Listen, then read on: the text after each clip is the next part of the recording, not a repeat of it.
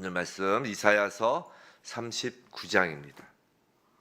이사야서 39장 구약 1013면 14면 이렇게 되겠습니다. 이사야서 39장 1절로부터 8절 39장 전장을 보겠습니다.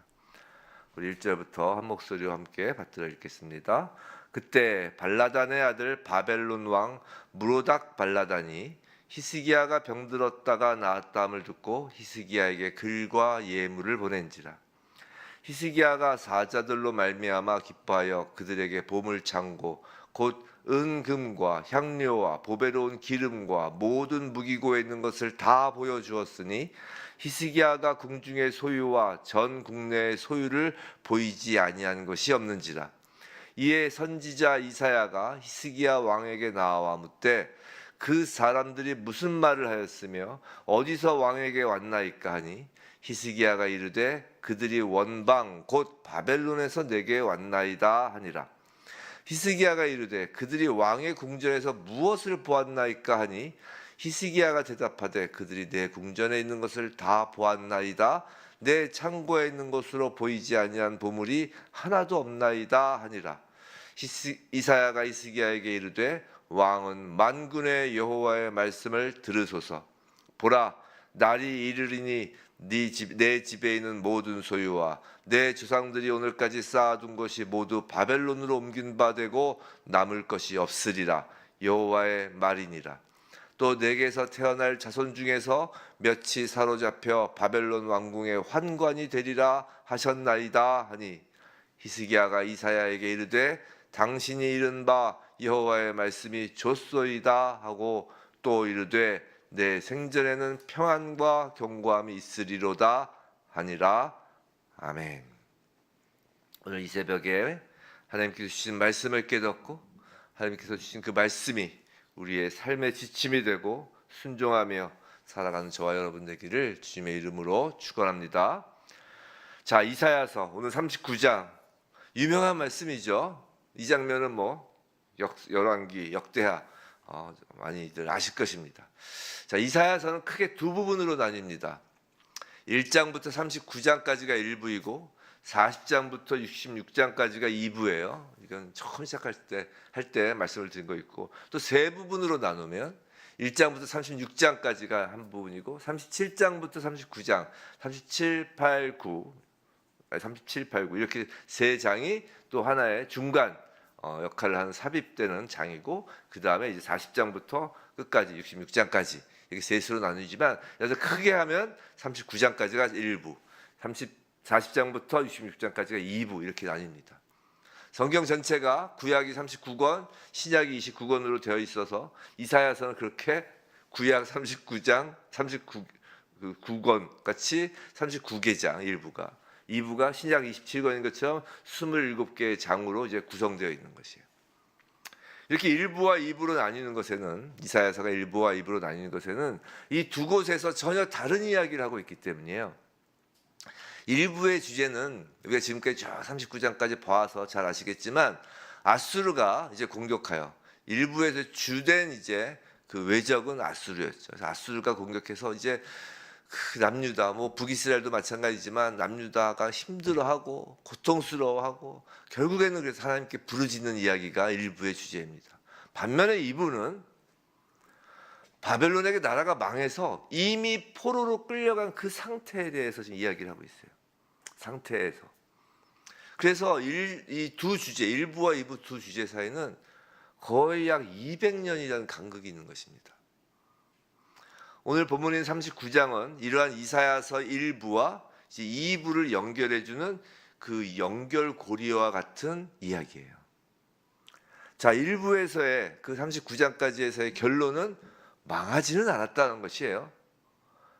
비록 심판과 경고의 선포가 계속 있었지만 힘들고 고통스러운 현실이 있었지만 이제 하나님께 매달리고 기도하고 또 의지하였더니 히스기야의 생명을 15년 연장해 주고 또 마찬가지로 그와 연계된다고 했죠. 저번 주에 이 단순히 히스기야 38장의 히스기야의 생명만 연장해 주는 의미만 있는 것이 아니라 그것이 이제 그 나라도 남유다도 망하지 않고 연장시켜 주셨단 말이에요.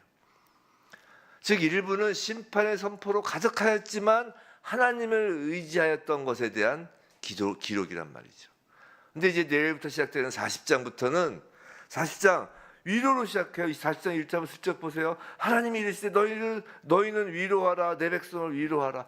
위로로 뭔가 시작되는 것 같고, 또 40장부터의 주제가 희망과 소망이 선포돼요. 그런데 그것은 오히려 지금 바벨론의 포로가 되어서 희망과 소망이 없는 상태이기 때문에 희망과 소망을 선포한다는 것이에요. 매우 역설적인 것이죠.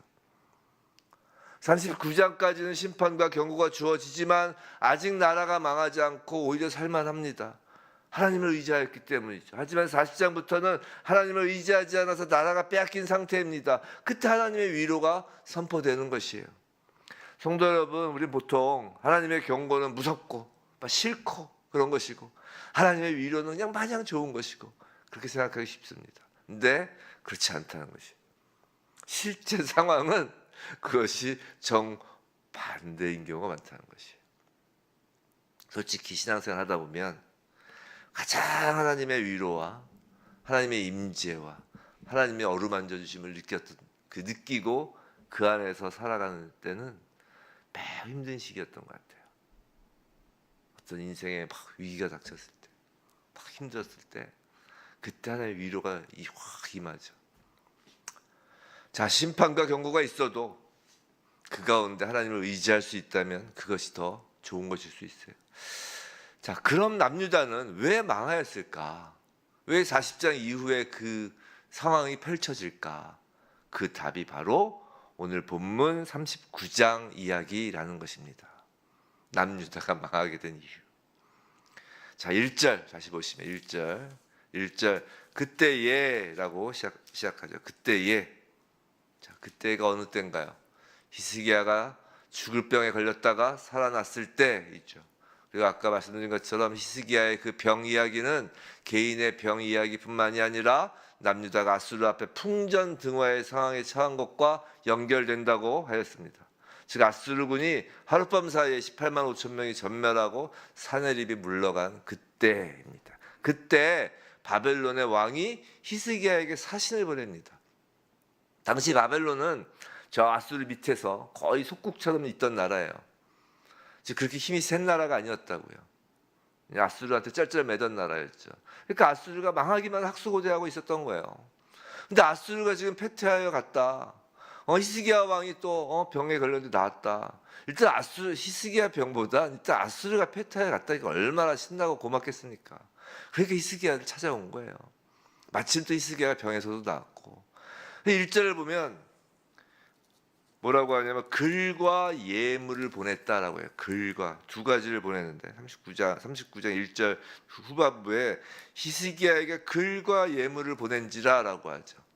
자, 예물은 뭐 다 아시다시피 축하한다라는 인사표시죠. 축하한다. 그럼 글은 무엇일까요? 글. 당연히 바벨론 왕의 그 히스기야에 대한 칭찬과 아첨의 말이겠죠. 또 바벨론과 뭔가 힘을 합쳐서 이제 아수르를 우리가 망하게 하자라는 내용일 것입니다. 그렇죠? 자, 2절 보시면 히스기야가 사자들로 말미암아 기뻐하여라고 합니다. 기뻐하여. 자, 얼마나 기쁠까요? 상상이 갑니다, 정말. 한번 생각해 보세요. 예루살렘 성에 포위되어 있었을 때 도와주는 나라가 없었어요. 혼자였다고요. 또 히스기야가 병석에서 죽음을 기다리고 있었을 때, 우리가 병석에 있을 때 얼마나 외롭나요? 우리가 집에서 감기만 걸려서 혼자 방에 누워만 있어서 외롭죠. 그래서 항상 뭐 외국에 유학을 간다거나 타향살이를 했을 때 병에 걸리면 그렇게 힘들다는 거 아니에요. 병 때문에도 힘들지만 외로워서. 부디 지금 해외에 가족을 두고 또 자녀들을 두고 있는 우리 성도님들, 그 자녀들이 해외에서도 하나님과 함께함으로 외롭지 않고 병들지 않기를 정말 간절히 축원합니다. 힘들어요. 외롭죠. 그런데 이제 아수르도 물러갔고 또 자기 병도 나와서, 즉 사정이 좋아지니까 바벨론 그곳에서까지 와서 지금 히스기야와 함께하자고 하는 거예요. 그냥 그렇게 외로웠는데 얼마나 신이 났을까요? 안 봐도 뻔하죠. 히스기야가 왜 모든 것을 바벨론 사자들에게 보여주었는지 그 이유가 지금 나타나는 것이에요. 신이 난 거예요. 또 동맹을 맺자는 그들에게 자랑하고 싶은 거죠. 바벨론 사자들에게. 유다가 우리나라가 이 정도 힘이 있어. 너희들 동맹하자고 왔지. 잘 왔어. 막 신이 나가지고 자랑하고 싶은 거예요.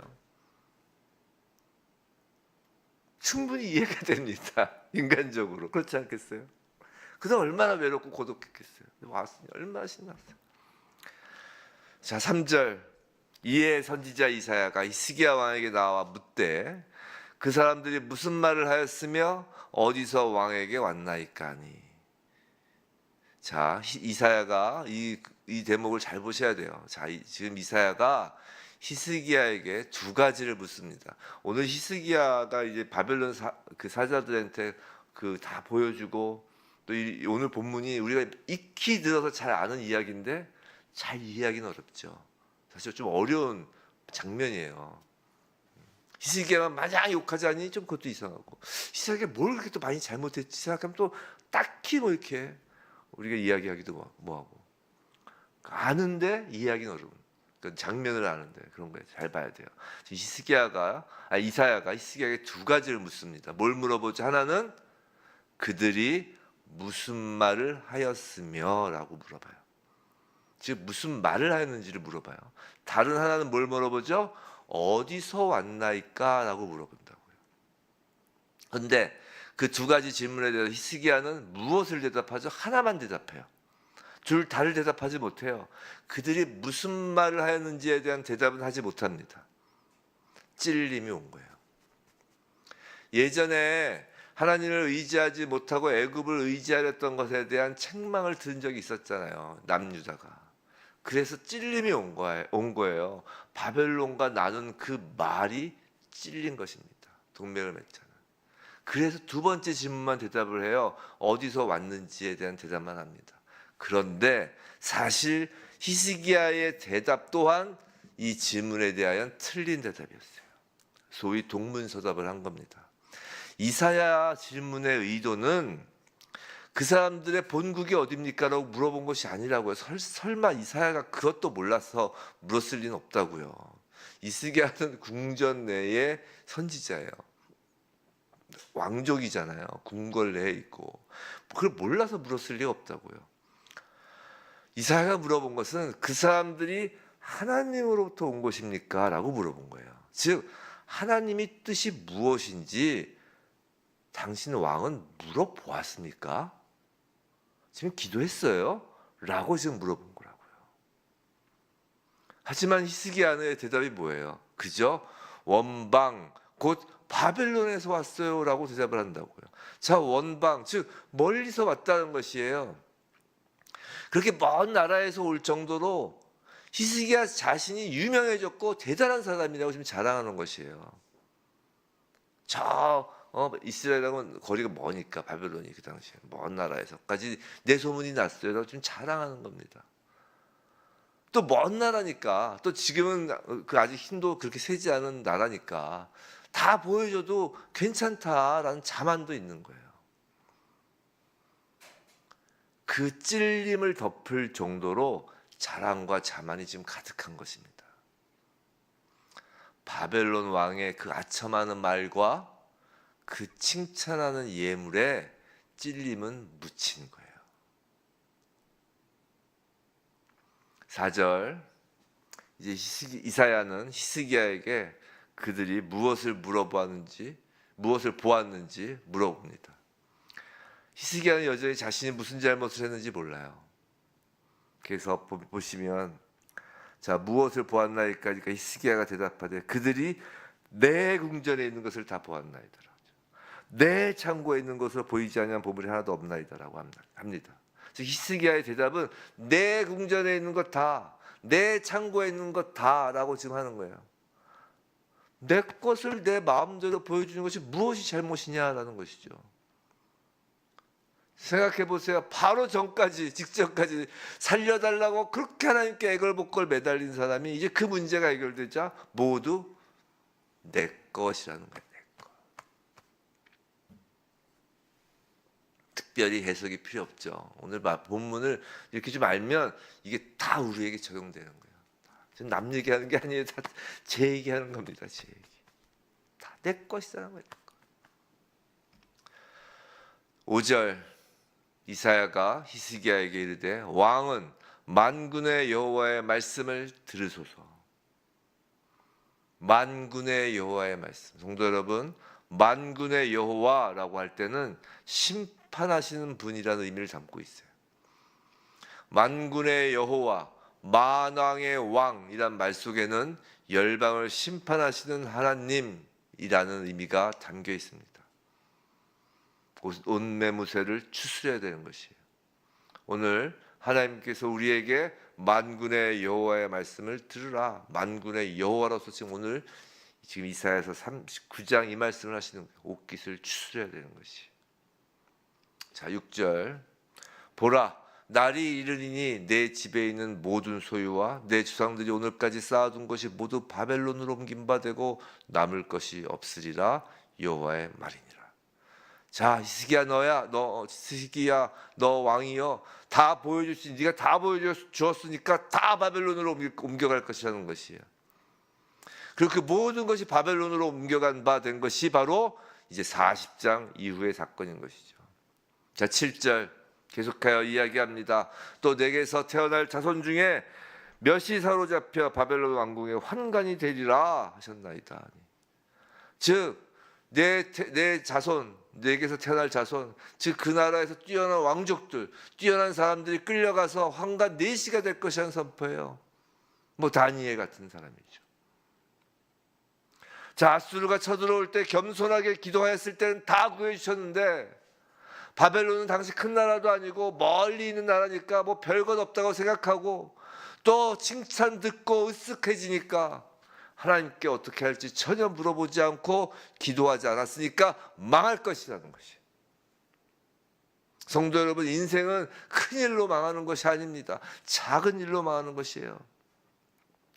인생은 큰 일을 당하면 기도를 하기 때문에 망하지 않습니다. 하지만 작은 일이라고 여겨지면 뭐 이 정도는 내 힘으로도 할 수 있다라고 여겨지고, 이 정도는 내 것이니까 내 마음대로 해도 된다고 여겨지며 교만해져서 망하는 것이라는 것이에요. 인생은 큰 일로 망하지 않아요. 성도는 큰 일로 망하지 않습니다. 작은 일로 망해요. 그래서 예수님도 작은 일에 충성하라고 하잖아요. 8절. 히스기야가 이사야에게 이르되 당신이 이른 바 여호와의 말씀이 좋소이다 하고 또 이르되 내 생전에는 평안함과 견고함이 있으리로다 하니라. 자, 여호와의 말씀이 좋소이다 라고 하죠. 히스기야가. 이게 우리식으로 하면 아멘이에요. 하나님의 말씀대로 되겠군요 라고 하는 것이에요. 근데 그 다음 말 또 이르되 이후가 중요한 것이에요. 자, 무슨 말이냐면 성도 여러분, 아멘은요, 하나님의 지금 이 말씀이 하나님의 말씀입니다. 그러니 그대로 이루어집니다 라는 뜻이죠. 잘 아시다시피 그 아멘이란 말은 그 다음에 나오는 그 다음 또 이르되가 무엇이 다음에 나와야 되냐면 아멘 뒤에는 회개가 나와야 되는 거예요. 왜냐하면 하나님 말씀이 선포되었다고 인정하였기 때문에 그 하나님 말씀에 내가 이제 다시 돌아서야 되는 거라고요. 하나님 말씀 방향으로. 그게 아멘 다음에 나오는 또 이르되 하고 자신의 잘못을 회개해야 하는 거라고요. 우리가 보통 아멘 아멘 하지만 그냥 아멘하고 그냥 끝나면 이게 그냥 소위 말해서 인사말이 아니에요. 아멘이.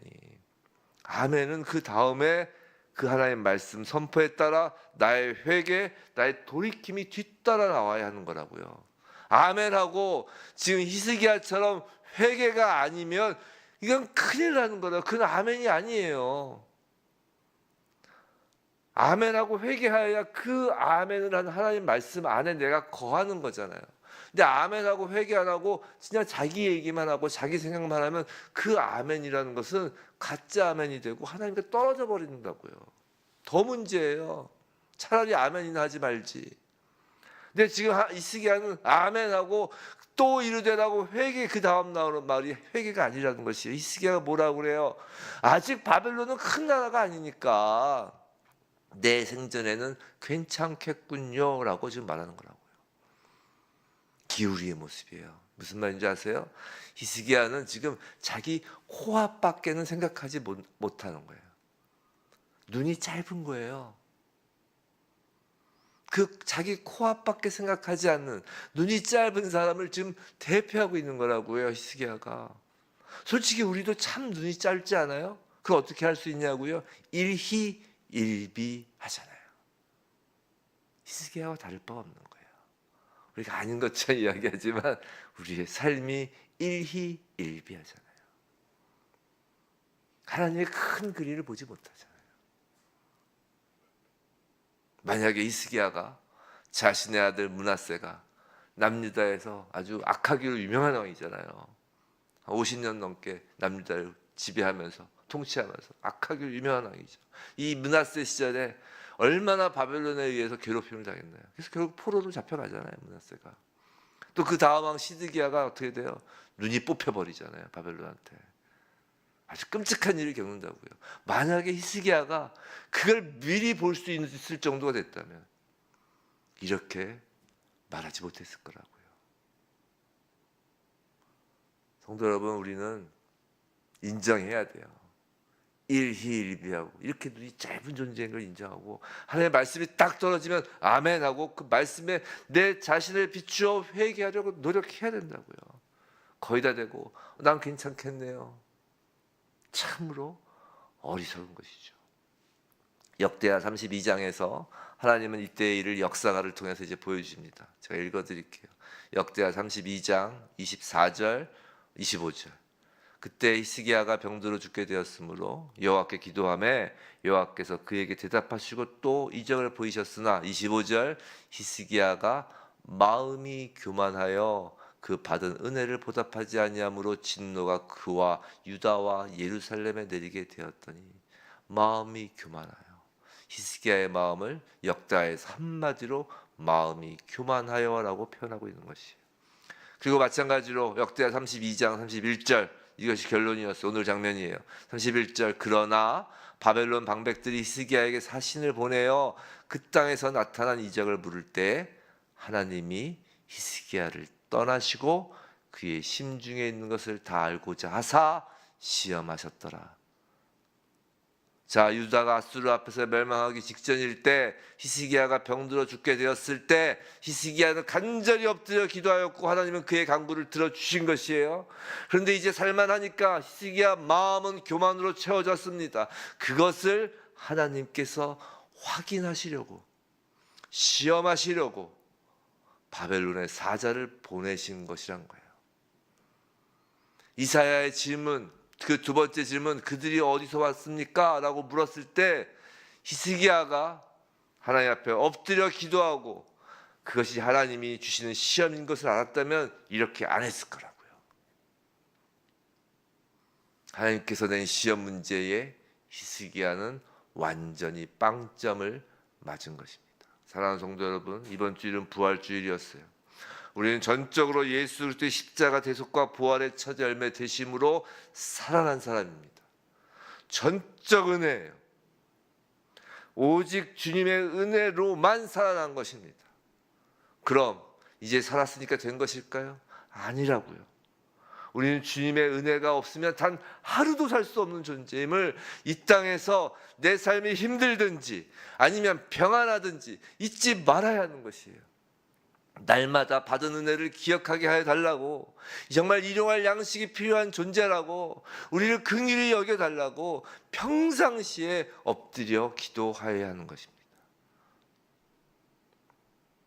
부디 우리 모두 단 하루도 하나님의 은혜 없이는 숨 쉴 수 없는 존재임을 인정하며 날마다 엎드려 하나님의 보호하심을 구하는 잔치교회 그리고 모든 성도이길 주님의 이름으로 축원합니다.